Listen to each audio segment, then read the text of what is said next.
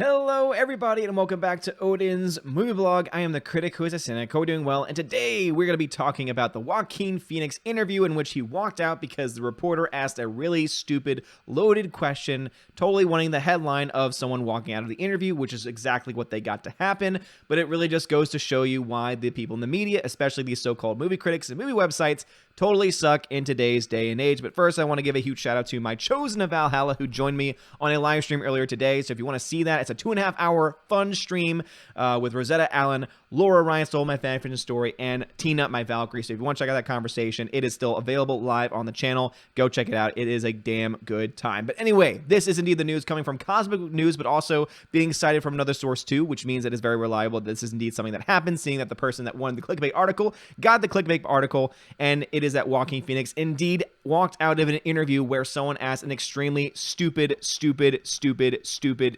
question. So let's go ahead and dive further into it. So regarding Joaquin Phoenix walking out of an interview, The Telegraph asked Phoenix if he thought scenes in the film might perversely end up inspiring exactly the kind of people it's about with potentially tragic results. It's reported that Joaquin then walked out of the interview, but as he did so, asked why would the reporter ask such a question. Joaquin Phoenix did finish the interview as Warner Brothers PR was on hand to cool the actor down, which if I was the one there, I'd say, yeah, dude, you suck as a reporter. We're leaving. Joaquin, let's go ahead and get out of here. You don't have to be subjected to stupid questions like that. Obviously, the question was just to get a rouse from Phoenix and was an attempt at nabbing a headline from a clickbait story, which they got anyway. Now, regarding the potential Joker causing violence, let's not forget the flick is rated R, so it's intended for adults, and let's be honest, if the movie is going to cause people to become violent, it's not the fault of the movie or the actors involved, but that these people doing the violence have already something wrong with them. Thank you very much, Cosmic Book News. That is a great point. So Mac McGloin, thank you so much for that point, because that is absolutely true. Let's go ahead and talk a little bit about what they're talking about here. This is the same group of people, right? These people in the media, these people in Hollywood, even the President of the United States, who say these false things that video games and violent movies cause violent things to happen, which is blatantly not true. They've already done the research and studies on this, and it is not true.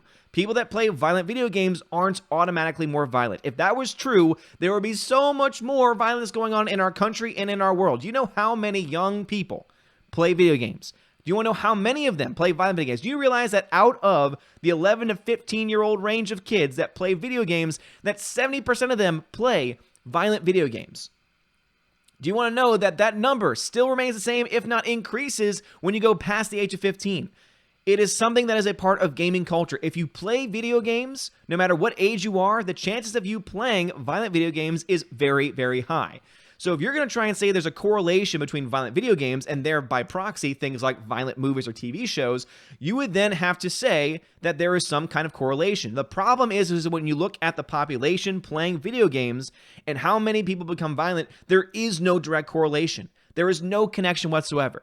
The thing that they connect, the thing that there is a correlation is between is being desensitized to violence. What do I mean by that? What I mean is that as a culture, and this is definitely something that is true, that because, especially in America, there is a lot more prone to violence being allowed. For example, we have a lot more strict views on things like cursing and on things like nudity, right?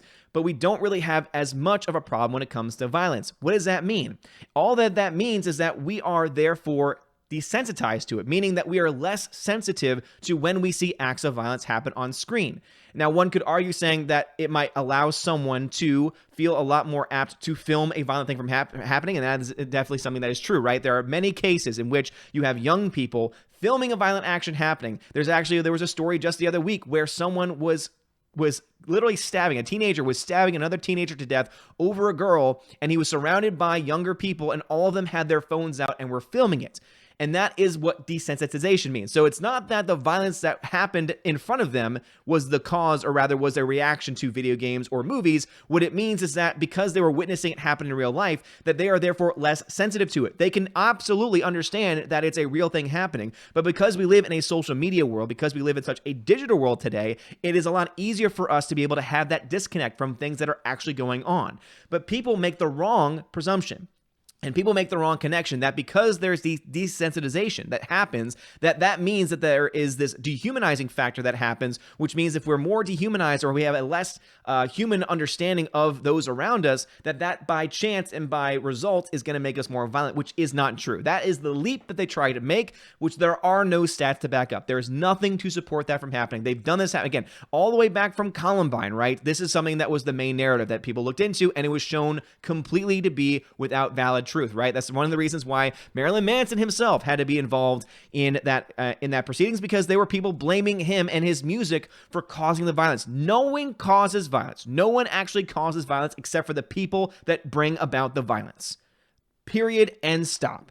And what oftentimes is the case with those people, normally it's because not only are they mentally ill, but they're mentally ill and they're not being treated for it, is usually the case. Usually what happens is someone that's mentally ill that feels isolated from society already, and because they're feeling isolated from society and they're not getting the help that they need, they then think, oh, I can make my mark on the world, or I can do this or that, and this is the justification that oftentimes happens if I do X or Y.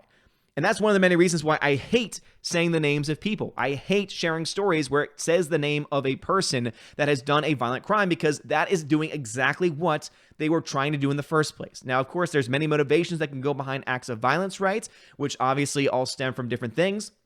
However, one thing that we see, especially in our current day and age, where you have a lot of different instances of mass shootings happen, is the most common theme among them they are people that are oftentimes loners, that oftentimes people who are dealing with various issues that are not being treated properly, and therefore they try to take that out on other people. And it's not because they happen to play video games, because again, if we were actually going to look into the statistics of the amount of just kids in general that play video games, if there was a correlation, that rate should be so much higher of people that actually act out. Now, we can talk about addiction, right? We can talk about how people might have an adverse reaction to taking something away from them. That's why there's so many cases in which children become addicted to video games. You take the system away, they punch a hole in the wall. But they're not punching the hole in the wall because of the video games telling them to do so, or because of the video games influencing them to do so. It's because they have an addiction. Just like with any other addiction, if you take something away that they are addicted to, if that's a drug, if that's a video game, if that's whatever, you're going to have, in some cases, adverse reactions to that happening, right? But that does not mean the video game causes violence. It's the addiction to it. That's why we must be very clear with our language. We must be very clear with how we define these things, and make it very clear and abundantly so that it's not the Joker movie that's going to provoke violence. It is people that are already predisposed to violence who are going to act violently regardless of whether they see the film or not.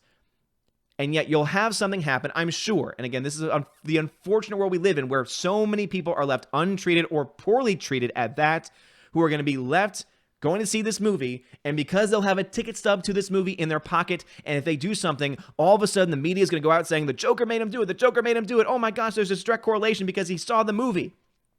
Failing to recognize the actual problem, and because of that failure to recognize the actual problem, that's the reason why these things will still continue to happen. Because we live in a country, live in a world that does not care about truth, does not care about this. It's all about your truth and my truth. That is not truth. Truth simply is. There is only one truth. That's the whole nature of what truth actually is. And until we start to go back to the world where we understand that there is actual truth out there, that there are universal truths out there that are true regardless of where you are in the world, that moral relativism is what's killing our society and the societies around the world. Until we can do that, we'll continue to have idiots like this like this interviewer here trying to say, oh my gosh, aren't you worried that you're going to provoke and promote these acts of violence, which is obviously not true. Joaquin Phoenix had every opportunity and every right to walk out of that interview. Shame on the Warner Brothers PR person for making him come back, because at that point in time, if I was the PR person, I would say, even if it looks bad, you get to go because that was a stupid question. And then I would be the one saying, you are an idiot because you are the people in Hollywood and in the media that are promoting this false narrative that there is some type of correlation between acts of violence and video games and acts of violence in movies, which just is not true. But anyway, what are y'all's thoughts about this? Do you think that Joaquin Phoenix was justified in walking out of the interview? And what are your thoughts overall about Joker? I'm actually even more excited to see it now, because the more and more society and governments and etc. try to tell me, oh, don't go see this because of this thing that is not provable, it makes me want to actually see it even more so. And to be honest, the media are going to actually probably promote more acts of violence than anyone else. Because the more you tell someone, don't do this, don't do that because of X or Y, the more you put ideas into people's head, and the more you put into people trying to justify their actions through the things that you're telling them not to do in general. So we're going to talk about people promoting violence. I would say there's a stronger case to be made about the media overall and Hollywood overall than the actual movies and the actual video games themselves and the violence actually in there. Again, desensitization does not cause violence. It just means that we are less sensitive to these various things. And there is evidence to back that up. Not so much what this dumb interviewer is trying to point out here. But anyway, let me know your thoughts about this and all the things we talked about in the comment section below. If you like this video, smash the like button. Give us a subscribe. It helps us a lot. You're all amazing and beautiful people. Have a wonderful day. And as always, God bless.